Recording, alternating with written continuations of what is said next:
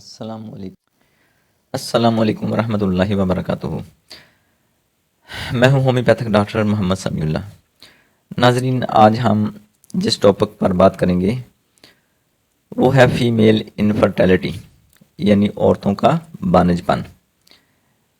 मैं आज आपको इसका मैकेनिज़्म भी बताऊंगा, इसमें जो रीज़न आते हैं, जो वजूहात हैं, जो इनका ट्रीटमेंट है, वो सब चीज़ें आपसे शेयर करूंगा। इनफर्टिलिटी यानी फ़ीमेल में जब औलाद नहीं हो रही तो सबसे हम जो पहला सवाल करेंगे वो आएगा साइकिल कर, यानी मेंसेस पीरियड पर पहला सवाल बनेगा, यानी पीरियड हो रहे हैं या कि नहीं हो रहे। अगर आ रहे हैं तो सही डेट पर आ रहे हैं या आगे पीछे हैं, या अगर पीरियड बिल्कुल ही नहीं आ रहे। तो वहाँ औरतों के जो मसाइल हैं उनमें पीसीओ का शिकार भी हो जाती हैं फीमेल, पॉलीसिस्ट ओवरी वो भी आ जाती है इसमें, यानी औरत का पूरा चैन ही ख़राब हो जाता है। अपथैलेमस से लेकर पेट्यूटरी ग्लैंड, ओवरी तक, यानी ये सारा जो चैन है ये ख़राब हो जाता है। फिर आपने क्या करना है, आपने साइंटिफिकली LH करवाएं, न्यूट्रलाइजेशन हार्मोन्स करवाएं, चेक करवाएं, उनका टेस्ट करवाएं। FSH यानी फॉलिकल स्टिमुलेशन हार्मोन्स का टेस्ट करवाएं।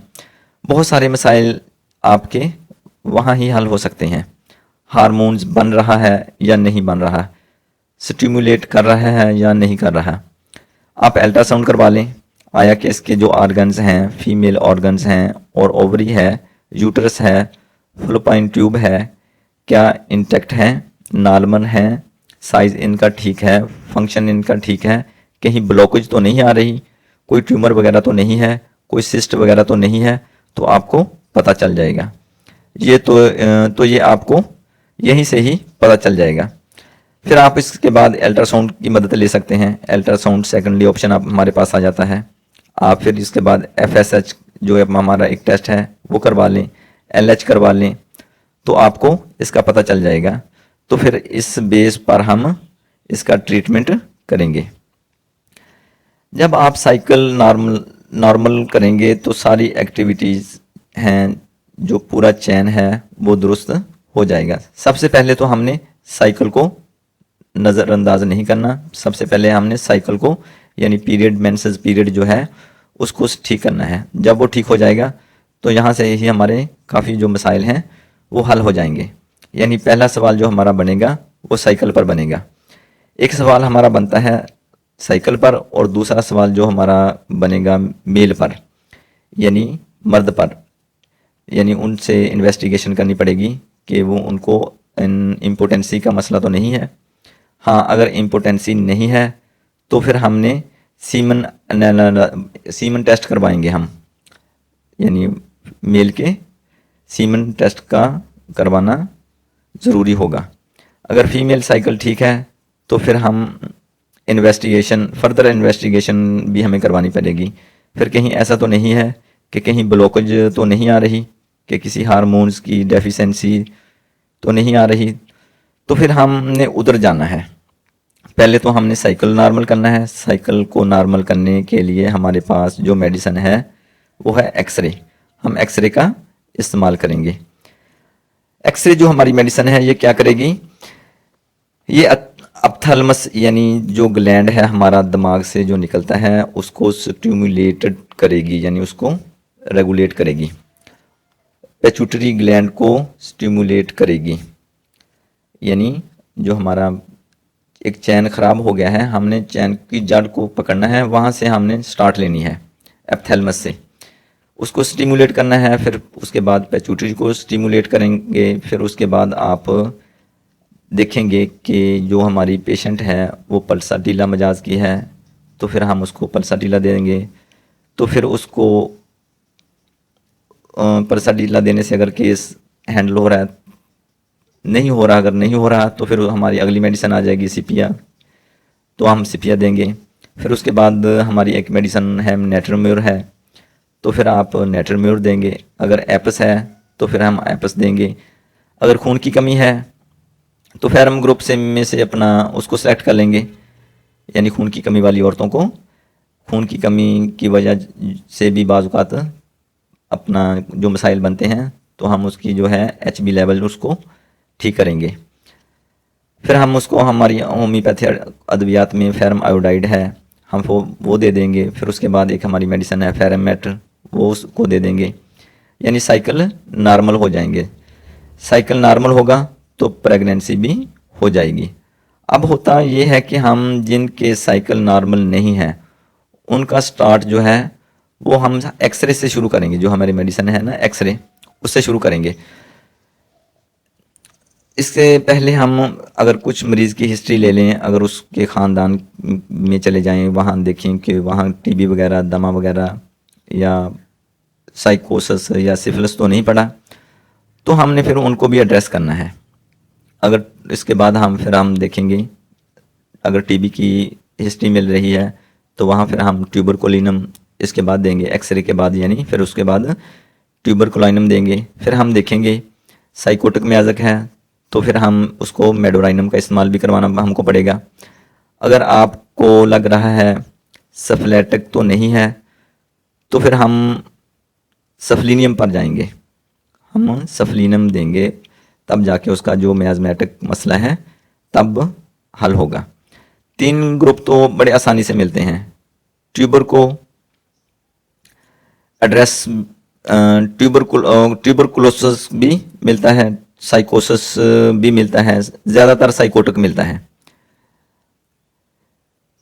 यहाँ तक तो आपको समझ आ गई होगी। स्टिमुलेशन के लिए हमें एक्सरे मेडिसिन की ज़रूरत पड़ती है। इसमें ओरोमेट का भी इस्तेमाल किया जा सकता है। अगर आपका साइकिल ठीक है तो फिर ओवरी के अंदर एग्स जो है ना वो मैच्योर नहीं बन रहे, यानी जो एग्स हैं वो कमज़ोर हैं, वीक हैं या बन ही नहीं रहे, तो फिर हमारे पास अगला मसला ये खड़ा हो जाता है। तो फिर हमने क्या करना है, ओवरी के अंदर जो एग्स हैं जो मैच्योर नहीं हैं उनको हमने एक्टिवेट करना है। उनको हम एक्टिवेट कैसे करेंगे वो भी मैं आपको बताता हूँ। हमारी जो मेडिसिन है ना एक्सरे, ये एग्स को मैच्योर करेगी। ओरोमेट हमारे पास मेडिसिन है वो भी एग्स को मैच्योर करेगी। उसके बाद हमारे पास मेडिसिन आती है सीपिया, सीपिया बहुत ज़्यादा एग्स को मैच्योर करती है। तो ये हमारे पास एग्स को मैच्योर करने वाली मेडिसिन है, यानी एक्सरे होगी, ओरोमेट होगी, सीपिया होगी। तो यहाँ से ही हमारे जो एग्स मैच्योर का मसला है वो हल हो जाएगा। फिर आपको वहाँ नेट्रोम्यूर भी एक हमारी मेडिसिन है, वो भी इस ज़ुमरे में आती है।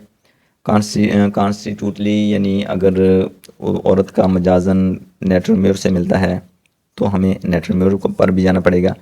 नेट्रोम्यूर ऐसी मेडिसिन है जो दोनों अतराफ़ के टेस्ट ठीक होंगे, यानी मर्द में भी कोई फॉल्ट नहीं है, औरत में भी कोई फॉल्ट नहीं है, लेकिन उसके बावजूद प्रेगनेंसी नहीं हो रही, यानी दोनों अतराफ टेस्ट ठीक होंगे तो प्रेगनेंसी नहीं होने देगी। अब नेट्रोम्यूर क्या करती है, नेट्रोम्यूर करती है एटमॉस्फेयर जो है जो यूट्रस के अंदर वहाँ ड्राइनेस पैदा हो जाती है, यानी खुश्की आ जाती है। अगर प्रेगनेंसी होती भी है उसे ज़ाया करवा देती है।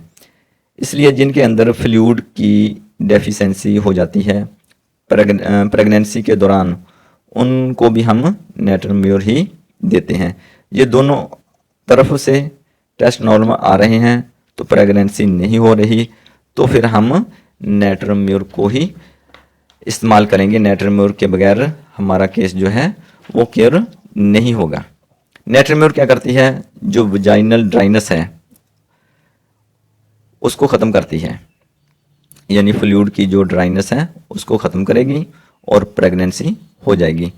फिर आगे क्या होता है, यूट्रस है जो उस सीमन को होल नहीं करती, यानी सीमन बाहर आ जाता है, फ्लूइड को बाहर फेंक देती है। तो फिर वहाँ पर हमारी मेडिसिन फिर चेंज हो जाएगी। फिर हमको नेट्रम कार्ब पर आना पड़ेगा। नेट्रम कार्ब जो है वो जो सीमन होल नहीं होते उनको होल कराने में मदद देगी। यही वो अद्वियात हैं, इनका मैकेनिज़्म मैंने आपको समझा दिया है। आप पेशेंट का इलाज करें, इंशाल्लाह प्रेगनेंसी हो जाएगी। यानी इतनी सारी साइंस है इनफर्टिलिटी में जो कि इतनी ज़्यादा मुश्किल भी नहीं है। 5-7 दवाइयाँ हैं, अगर आप मैकेनिज़्म को समझकर पेशेंट को चलाएंगे तो इंशाल्लाह आपको कभी भी नाउमीदी नहीं होगी। यानी अद्वियात कौन कौन सी हैं? सफलीनियम है, औरमेट है, सिपिया है, एक्सरे है, नेट्रम्योर है, नेट्रम कार्ब है। ये सब जो अद्वियात हैं ये फीमेल इन्फर्टिलिटी में इस्तेमाल होती हैं। हाँ जी, उसके बाद जब प्रेगनेंसी हो जाती है तो इसके बाद आगे हमारा एक और मसला खड़ा हो जाता है, मिस अबॉर्शन को भी हमने रोकना है। मिस अबॉर्शन यानी दूसरे मंथ, तीसरे मंथ, छठे मंथ, आठवें मंथ या अपना बच्चा डिलीवर होने के बाद बच्चा फोत हो जाता है, तो इसको भी हमने हैंडल करना है। इसको भी हमने हैंडल करने के लिए जो हमारे पास मेडिसिन है वो एक्सरे ने इसको रोकना है, सफलीनियम ने रोकना है, औरमेट है वो इसको रोकेगी, सीपिया वो इसको रोकेगी। इंट्रायूक्राइन ग्रोथ रुक जाती है, यानी बच्चे की जो ग्रोथ है ना वो पेट के अंदर रुक जाती है, इसको भी हमने एड्रेस करना है। मिस अबॉर्शन होने का ख़तरा आ जाता है, जो सिक है वो डेवलप नहीं होता, फिर भी हम एक्सरे देंगे, सफलीनियम और मेट देंगे, इंशाल्लाह हमारा केस आगे चल पड़ेगा। यानी जो जिन लोगों को तीसरे माह या छठे माह, आठवें माह अबॉर्शन हो जाता है पैदा वक्त से पहले, वो हमारा मसला इन्हीं दवाइयों से हल हो जाएगा और प्रेगनेंसी जो है वो नॉर्मल हो जाएगी। इसी तरतीब से अगर हम देंगे, हम एक और दवाई, हमारे पास एक और दवाई आ जाती है अशोका।